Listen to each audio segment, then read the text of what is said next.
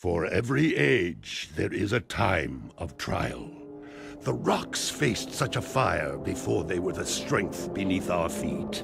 As a sage of considerable years, I have known only one such great ordeal. Yet the hero it created was a champion for all time. We set out to do a lot more than just create another game that has more levels and different enemies. We wanted to change the player's experience, give them something that they hadn't had before, while still retaining the feel of Jak and Daxter. That's right.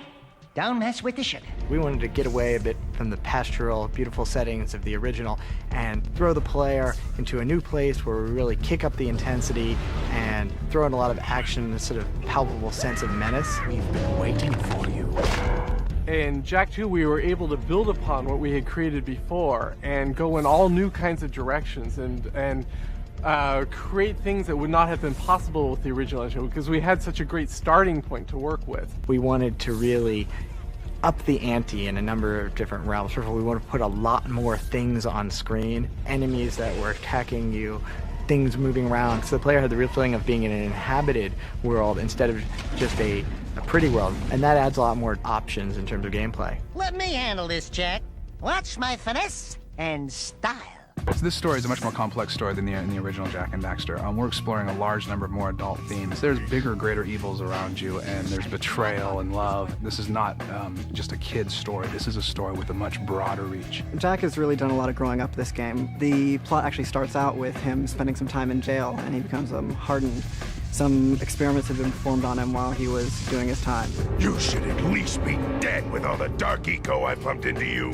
When he emerges, he's definitely changed, and Daxter takes notice of that right away. Say something! Just this once! I'm gonna kill Praxis! Shh! Right now, we gotta get you out of here. Now we really have the opportunity to really develop his persona and his character. There's a very volatile element to this universe, which is the dark eco. And now we start to see how that's affecting Jak. Easy now. Easy, buddy.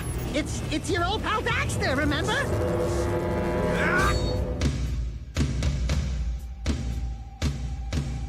Here we have the evolution of what became the final Jak. Here we start seeing the Jak that we're more used to. His hair got a bit more weighted down. We still want to keep it long. Actually, we tried the buzz cut here.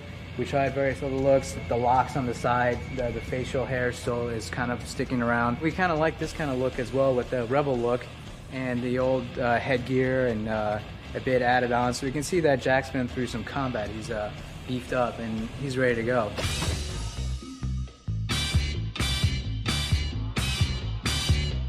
It took us a long time to find the right voice for Jak. But Mike Irwin, I mean, if there is a person in the real world that is Jak, it's Mike Irwin. I want the Baron to know that it's me who's hurting him. Max Casella has returned to reprise the role as Daxter, and he is just a goldmine for us. Blow it out your ear! You were bottle-fed, weren't you? He's a bit grown up now because he's now in the big city, and there's a lot of big city vices for him to experiment with. Wait, I've seen you before. Shh! I'm Tess. Play along, and I may be able to get my hands on a few secrets. Ooh, I love undercover work, baby. The abusive Daxter is the fun of this game.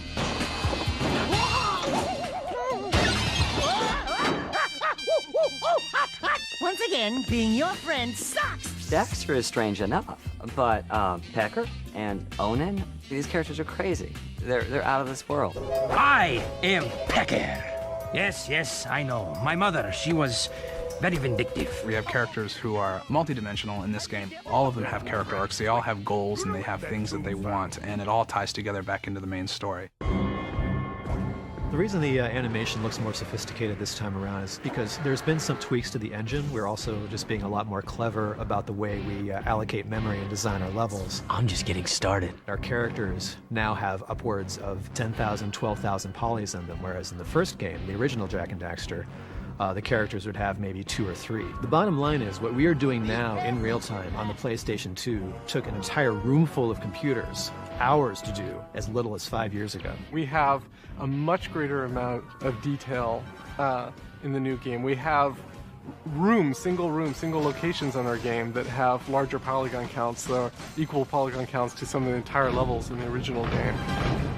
Did you get a little nip and tuck while we were gone? We've got full-on facial animation with multiple blend-shaped targets. We have dynamic animation of things collapsing and blowing up. We have particle systems animating dust and explosions. And all this stuff is being done in real time by our code on the PlayStation 2. Step aside, Jack. Let the game player do his stuff. It's always been the push at Naughty Dog to try to create the next big experience, create the next big thing.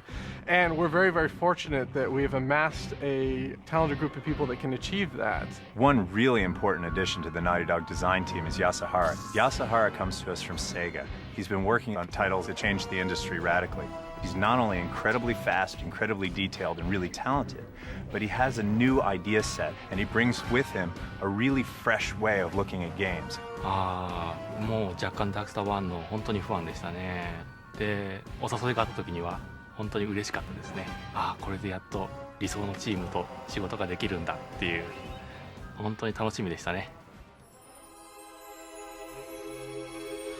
The locations in Jak II are just f***ing huge. I mean, it's out of control. There's one location that is 25 times larger than our largest location in the original Jak and Daxter. So the amount of gameplay and immersion that you're going to get inside of these environments is just going to blow your mind. There's so much more of everything. There's more enemies, there's more in-game characters to interact with. Everything is just more of Jak has tons more moves, he has a hoverboard, he has weapons, and then there's other stuff that you'll get to see when you play the game.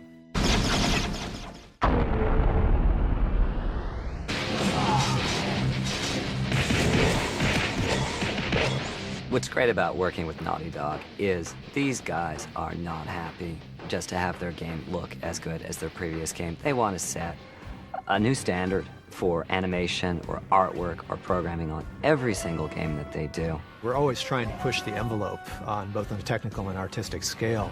We have far better creature intelligence. We have far better cinematic sequences. We have far bigger and far better worlds to explore, locations to go to, a humongous city. Jak II is really a landmark title for Naughty Dog. We're really trying to create a cinematic feel that will set the new standard that other games will try to emulate. I think the PlayStation 2 and Jak and Daxter are really pushing entertainment into a new direction.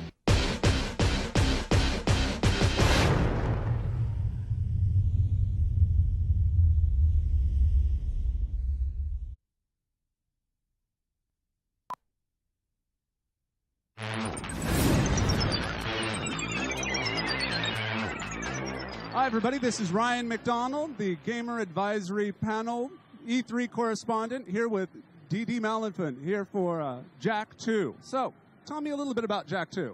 Well, Jak II is the follow-up to the greatest hit title, Jak and Daxter, The Precursor Legacy. It is, in fact, a much different game. We basically went much darker, a lot edgier. Jak II, in Jak II, Jak has been imprisoned for 2 years at the beginning of the game, and so he's out for revenge. The game itself is bigger than the original.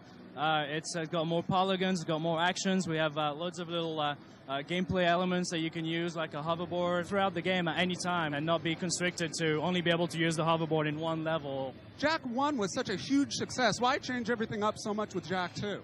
Well, we kind of all got together and thought we could go the easy way and, you know, just basically just do a sequel and have everything pretty much the same as the original, but it sounded more challenging to us and more interesting to just, you know, take our chances and go with something that's a little bit more adventurous.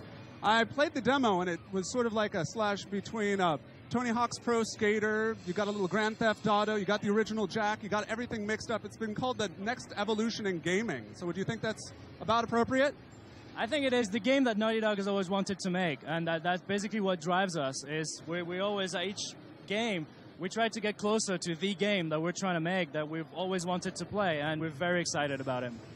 Are you the one that came up with the little Fu Manchu goatee for Jak? No, I'm not, actually. It was kind of a design decision. You know, he spent a lot of time in prison, so, you know. You grow a goatee in prison, among other things. But we won't talk about that. So ride the wave, ladies and gentlemen, while you're at it, and buy Jak II when it comes out. When can we expect Jak II to hit the streets? Jak II will come out fall 2003, so definitely look out for it. It's an awesome game. Will do, most definitely. Thank you very much. This is Ryan McDonald, your E3 Gamer Advisory Panel correspondent, signing off.